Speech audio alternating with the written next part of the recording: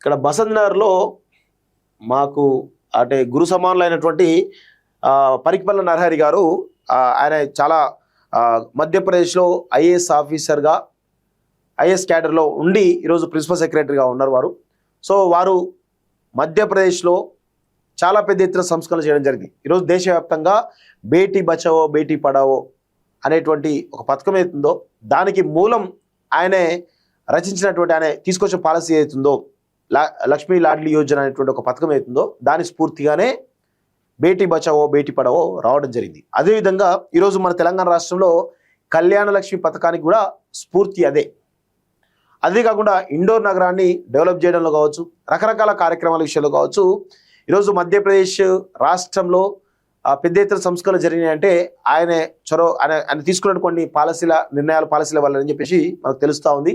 So వారు మాకు గురువులు లాంటి వాళ్ళు కాబట్టి సో వారి కుటుంబం నుంచి కూడా ఒకరు సర్పంచ్గా పోటీ చేస్తున్నారు. సో బసంత్ నగర్లో అంటే ఆయన మధ్యప్రదేశ్లో పనిచేస్తూ కూడా ఆయన వీలున్నప్పుడల్లా తన సొంత ఊరికి కానీ ఇక్కడ తెలంగాణకి కానీ ఏదో ఒక విధంగా చేయాలి, ఇక్కడ ఉన్నటువంటి అన్ని వర్గాల వాళ్ళకి మంచి చేయాలి, ఏదో సేవ చేయాలనే ఉద్దేశంతో ఆయన రకరకాల ప్రయత్నాలు చేస్తున్నారు. బసంత్ నగర్లో కూడా ఒక కంటి ఆసుపత్రిని కూడా పెట్టి ఫ్రీగా ట్రీట్మెంట్ అందిస్తున్నటువంటి విషయం మనందరం కూడా గమనించాల్సిన అవసరం అయితే ఉంటుంది. సో దానిలో భాగంగానే ఆ బసంత్ నగర్ గ్రామ సర్పంచ్గా వారి సోదరుడు పోటీ చేస్తూ ఉన్నారు. సో అందుకే దాని గురించి నేను ఎందుకు చెప్తా ఉన్నా అంటే వారు మన బసంత్ నగర్ ఎవరు ఇక్కడ లేడీ పర్స్ గుర్తు మీద పోటీ చేస్తూ ఉన్నారు. పరికిపల్ల నరహరి గారి సోదరుడు పరికిపల్ల రామన్న సంబంధించినటువంటి ఆయన పోటీ చేస్తూ ఉన్నట్టు చాలా స్పష్టంగా వారి యొక్క మేనిఫెస్టో కూడా విడుదల చేయడం జరిగింది. సో దాని గురించి ఒక 2 నిమిషాలు మీకు చెప్పే ప్రయత్నం చేస్తా. మన బసంత్ నగర్ అభివృద్ధికి 6 శక్తి మార్గాలు. ఇది మేనిఫెస్టో కాదు, అమలు గ్యారంటీ బ్లూ ప్రింట్. సేవే మా లక్ష్యం, అభివృద్ధి మా మార్గం. బసంత్ నగర్ సర్పంచ్ అభ్యర్థిగా మీ ముందుకు వస్తున్న పరికిపల్ల రామన్న గారి లేడీ పర్స్ గుర్తుకు తన అమూల్యమైనటువంటి ఓటు వేసి బసంత్ నగర్ గ్రామ సర్పంచ్గా గెలిపించాలని చెప్పేసి కూడా ఈరోజు వారు కోరుతా ఉన్నారు. సో చాలా స్పష్టంగా అంటే వాస్తవంగా ఈ ఎవరు రామన్న పోటీ చేస్తున్నాడంటే ఖచ్చితంగా వెనకాల ఒక మాస్టర్ మైండ్ అయితే ఉంటుంది. ఖచ్చితంగా బసంత్ నగర్లో 100% నెక్స్ట్ లెవెల్ అభివృద్ధి చేయడానికి ప్రణాళికలు కూడా సిద్ధం అవుతున్నట్టుగా తెలుస్తూ ఉంది. సో ఆరోగ్య గ్రామంగా మన బసంత్ నగర్ గ్రామం విద్యా గ్రామంగా అదేవిధంగా ఉపాధి పారిశ్రామిక గ్రామంగా, పర్యావరణ మౌలిక వసతుల గ్రామంగా, పారదర్శక పరిపాలన గ్రామంగా, రైతు గ్రామంగా. సో జనరల్గా ఎవరైనా కానీ ఏ గ్రామం అయినా కానీ ఈ 6 పాయింట్ల మీదనే డిపెండ్ అయి ఉంటుంది. సో ఆరోగ్యం, అదేవిధంగా రైతులకు సంబంధించిన విషయం కావచ్చు, విద్యా విషయం కావచ్చు, ఉపాధి విషయం కావచ్చు, పారిశ్రామిక విషయం కావచ్చు, పర్యావరణ మౌలిక వసతుల విషయంలో కావచ్చు, ఇట్లా ఈ 6 అంశాల మీదనే 100% గ్రామాభివృద్ధి ఉంటుంది. సో అందుకే ప్రధానంగా ఈ 6 అంశాలపైనే వీళ్ళు ప్రధానంగా ఫోకస్ పెట్టి పోటీ చేస్తున్నట్టుగా చాలా స్పష్టంగా అర్థమవుతుంది. సో దానికి సంబంధించి ఎట్లా చేస్తున్నారు అంటే ఆరోగ్యం విషయంలో ఎట్లా ఇస్తున్నారు. సో ఆరోగ్య గ్రామంగా మన బసంత్ నగర్ గ్రామం అంటూ ఓన్లీ చెప్పడమే కాదు, అలా ఏమేమి చేయగలుగుతాం అని చెప్పేసి కూడా చాలా స్పష్టంగా చెప్తున్నారు. ప్రతి ఇంటికి ఆరోగ్య భద్రత, వైద్య సేవలు అందరికీ అందుబాటులో, ఉచిత వైద్య శిబిరాలు, హెల్త్ చెకప్ ప్రోగ్రాంలు నిర్వహించడం, ఉచిత కంటి శస్త్రక్రియలు నిర్వహించడం. ఆల్రెడీ వీళ్ళు సర్పంచ్ కాకముందే అక్కడ ఉచిత కంటి శస్త్రచికిత్సలు నిర్వహిస్తూ ఉన్నారు. అదేవిధంగా గతంలో కూడా హెల్త్ మెగా క్యాంపులు పెట్టినటువంటి సందర్భాలు కూడా ఉన్నాయి. సో ఇంకా సర్పంచ్ అయితే ఇంకెక్కువ చేయగలిగే స్కోప్ ఉంటుంది. సో తాగునీటి ప్లాంట్ మంజూరు చేసి ఉచిత శుద్ధ నీరు అందుబాటులోకి తీసుకొస్తాం. వృద్ధులు, దివ్యాంగులకు ప్రత్యేక హెల్త్ అసిస్టెన్స్, కాలు కోల్పోయిన వారికి ఉచిత కృత్రిమ కాలు, వీల్ చైర్స్ అందిత. ఈ పాయింట్లో కూడా వీళ్ళు ఆల్రెడీ అక్కడ తాగునీటి పవర్ ప్లాంట్లు పెట్టడం జరిగింది. ఇవన్నీ కూడా చేయడం జరిగింది. ఇంకా సర్పంచ్గా ఉంటే ఇంకెక్కువ చేయడానికి అవకాశం ఉంటుంది. సో ఇది ఆల్రెడీ వాళ్ళ సొంత నిధులతోటి సొంత వాటితోటి చేస్తూ ఉన్నటువంటి పరిస్థితి కనబడతా ఉంది. ఇక సర్పంచ్ అయితే ఇంకెక్కువ చేయడానికి అవకాశం ఉంటుంది. సో శుభ్రత మరియు వ్యాధి నియంత్రణ కోసం కుక్కలు, కోతుల బెడద నివారణ చర్యలు, గ్రామంలో హైజీనిక్ టాయిలెట్ వ్యవస్థ విస్తరణ అంటూ చూస్తాను. విద్యా గ్రామంగా మన బసంత్ నగర్ గ్రామం, బసంత్ నగర్ చదువుతో ఎదిగే గ్రామం. బసంత్ నగర్ గ్రామానికి గర్ల్స్ జూనియర్ కాలేజ్ మంజూరు చేయిస్తాం. అర్హులైనటువంటి BC, SC, ST, minority study circles, schools, colleges, హాస్టల్స్తో సీటు కోసం ప్రయత్నం చేస్తాం. గెలిచిన వెంటనే నూతన భవనం నిర్మించి యువతకు ఉచిత కంప్యూటర్ ట్రైనింగ్ సెంటర్ ప్రారంభిస్తాం.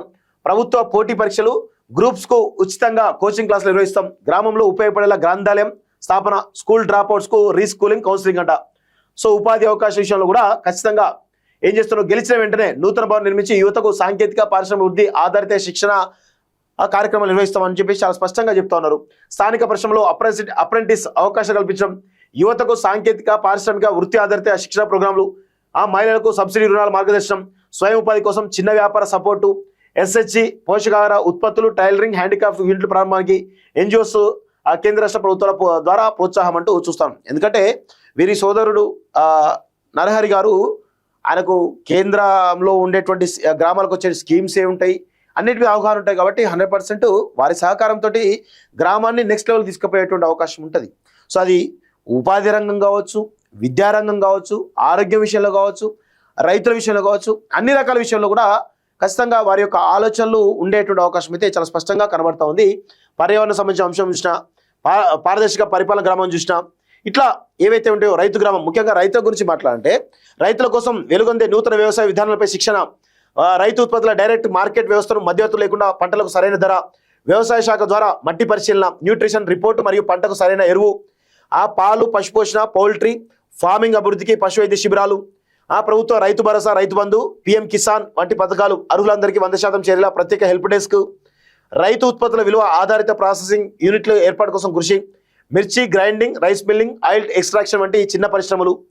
ఇట్లా మొత్తానికైతే ఏ విధంగా అంటే గ్రామంలో ఉన్నటువంటి ప్రతి సమస్య పట్ల ఏ విధంగా మేము చేయగలుగుతాం, ఈరోజు ప్రతి రంగం పట్ల, విద్యారంగం పట్ల, ఉపాధి రంగం పట్ల, వైద్య రంగం పట్ల, ఇట్లా పారిశ్రామిక సంబంధించి రైతులకు సంబంధించిన అంశాల పట్ల ఏమేమి చేయగలుగుతాం అని చెప్పి చాలా స్పష్టంగా చెప్తున్నారంటే 100% ఒక విజన్ తోటే ఉంటుంది బసంతనగర్ గ్రామం. నాకు తెలిసి నెక్స్ట్ 5 yearsలో పెద్ద ఎత్తున ఆదర్శ గ్రామంగా తీర్చిదే విధంగా ప్రణాళికలు చేస్తున్నట్టుగా చాలా స్పష్టంగా అర్థమవుతుంది.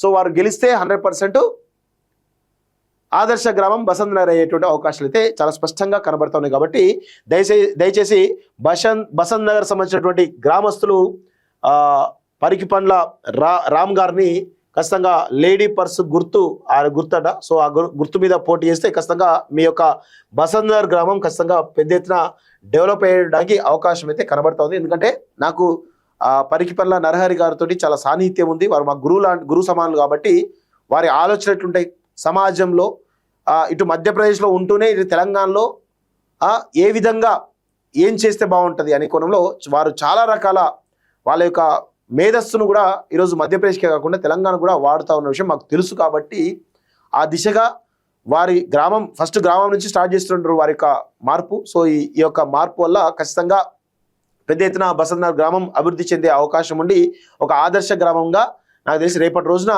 జాతీయ స్థాయిలో కూడా తీసుకుపోయేటువంటి అవకాశం ఉంటుంది అనేది నాకు నమ్మకం. చూద్దాం మరి ఏ విధంగా వీరు చేస్తారో. సో ప్రజలు కూడా ఆలోచించుకోవాలని చెప్పి కూడా మేము కోరుతా ఉన్నాం.